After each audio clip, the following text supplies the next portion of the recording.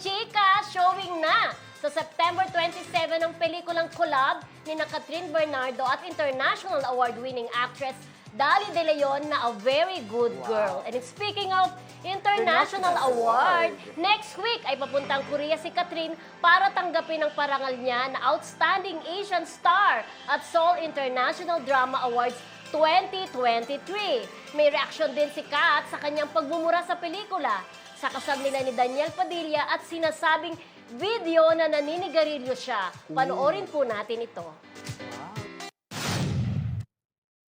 What a way, diba, to end this movie. Parang meron pang mga remnants ng mga pinanggalingan ng series. So, nakakatuwa. And me receiving that award, it's not just for me, an outstanding actress for the TV series. It's for the whole team na Too Good To Be True na, alam mo yun, na-recognize tayo hindi lang dito sa Pilipinas but also in Asia. So nakaka-proud. So pag pumunta tayo doon sa Korea next month, I'll be representing ABS-CBN and the whole team from Too Good To Be True. Yeah. Post it, na kinakabahan ako to open my social media and read the comments kasi hindi ko naman alam kung tatanggapin to ng mga tao kasi nga maninibago sila. Kasi ako nanibago, paano pa sila si mama ko nanibago. Pero hindi mo sumagot si Mami Min. Ano bang reaction mo doon? Dalawa lang yan. It's either tatanggapin or, you know, hindi nila matatanggap yung pinasok ko na to. But then, hindi ko yan expect na grabe, ganun yung pagtanggap ng lahat. Even parang lahat ng mga all ages, even yung mga non-fans, I'm very happy na tap namin through the teaser. And ito din kasi ngayon gusto ko gawin and nakakatuwa kasi for Star Cinema's 30th year, nakita mo din kung paano din sila nag-adjust, nag-adapt sa mga hinihingi ng mga tao ngayon. Kasi of course, yung 2 years natin na pandemic, ang daming nagbago doon. Ang hirap ng palabasin sila ulit para manood ka ng sine, magbayad ka na ganito at bigyan mo kami ng 2 oras. So, we really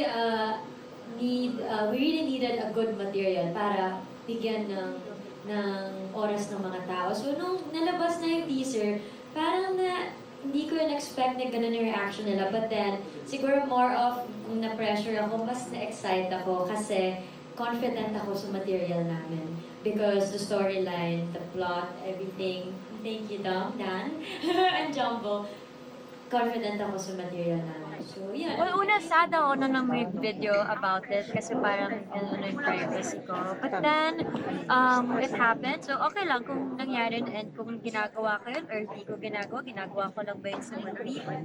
Hindi naman i-define yung pagkatao. It won't make me less of a person. So, I guess yun, depende na lang yun sa mga tao. But yeah, abangan nyo na lang din yung movie and sana itong happen again. Kasi kailangan din namin sometimes yung privacy and personal space namin. Yeah. Wala, tagal pa ate. Kasi ngayon, andito kami sa peak namin ni Beach na kailangan namin magtrabaho. Especially may bahay na pinagawa, ang daming gastos. And then parang alam din namin sa sarili namin na hindi pa time. And open kami about it. Iba-iba naman yung time ng lahat. So ngayon, attend lang kami mga kasal, mga ganyan. Kukunin na lang kaming bridesmaids, ganyan. Okay lang Pwede yun pa sa amin. pag-usapan nyo naman kahit pa paano. Yes, of course. But then, he respects my timing din sa akin. Alam ko din na hindi pa ako ready. So, ayaw mong pilitin mga ganun. Importante, masaya kayo ngayon. Yes. Ayan, syempre, yun nga sabi niya, dun sa kasal, di ba, parang hindi pa siya ready talaga. Although Pero may napag-usapan bridesmaid nila. na. Yes.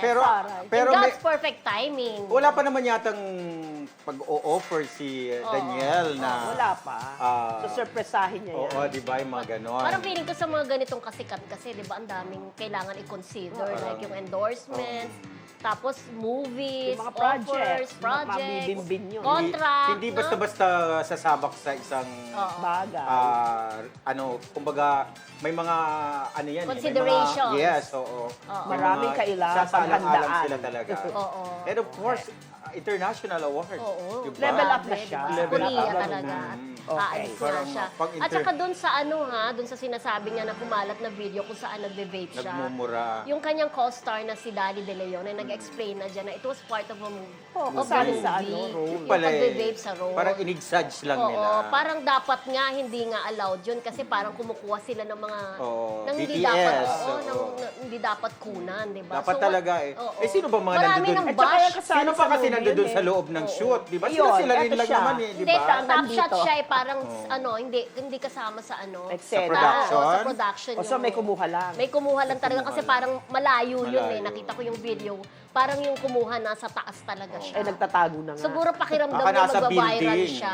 Akala di ba? niya meron Pero siyang alam mo, mailalabas. kasi hodang sa totoong buhay, kung nagbe-vape man siya o Diba? hindi, grown up naman na siya. Hindi na Diba, siya pwede bata. naman na yun. At saka wala tayong pakialam sa Oo, buhay niya, personal di ba? na. Personal niya lang. Kaso nga dito nga, Ano role nga yun. Pinapakialaman pa nila yung mga bagay na hindi naman dapat. Well. Correct. Diba? Kung kayo nga, Okay. hindi pinapakialaman, di ba? Okay. Nakita ko, pati tinapon ko sa kanila yung tinapon ko sa kanila ang sisi, no? Pero good luck dun sa movie nila na A Very Good Girl kung saan lumabas na yung iba't ibang teaser at talaga namang ibang-ibang Panalo. Catherine Bernardo ang mapapanood nyo Pero dito. ang title, A Very Good Girl, Oo. pero parang bad girl siya doon. Oo, Parang may mga siyempre, eksena. malalaman natin ang Yes, twist. May totoo. twist sa istorya, Okay. di ba? Oh, di ba? Pag napanood na natin yan.